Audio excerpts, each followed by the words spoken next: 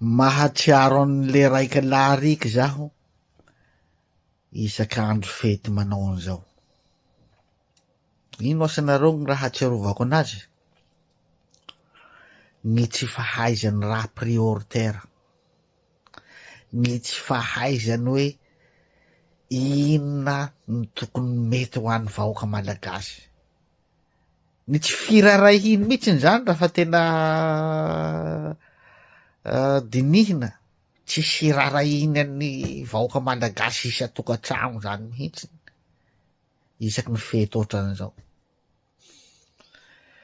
Amin'ny andro fety zao de fa ahitana hoe différent tamin'ny fitondrana nentiny teo taloha teo sy fitondrana amizao. La fitondrana taloha teo zao nandania vola tapitsy isany koa amin'ny andro fety taom-baovao zao, ky manaonao afo manga tsy haiko ino lumière tsy haiko gauche à droite tapitsy isany maro lany amin'io, miaraka amy spectacle gratuit, artiste maro, de regny artiste vitsivitsy manao spectacle regny ro mahazo vola be, de le gasy amijere raha mandrelandrelatsy jirojiro tsy haiko dikany fa le gasy isa-tokantragnony agny misy vary tapakapoky ro haniny, misy tsisy loko amin'ny andro fety. Zay zao ny différent de fa hita hoe différent misy amy fitondrany teo aloha sy amizao. Zaho aloha agnitany makasitraky an'io prime nomeny fitondrana mpiasam-panjakana io, satria tena lay isa-tokantrano agny mihitsiny zany mba mifady amin'ny zavatra filana rehetra agnanatin'ny tokantrano agny nefa mba andro fety ohatran'izao.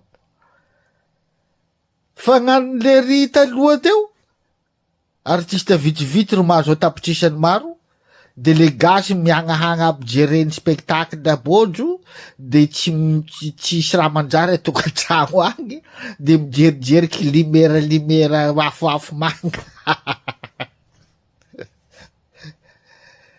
tena tsisy rarahiny le zalahy igny fiainam-bahoako zany, fiaina tokantrano malagasy zany mihitsy, fa ze mapetipety gny sainao hanaova oeraoera avao zany, nandania vola be atapitsisany maro tsy vakiany loha.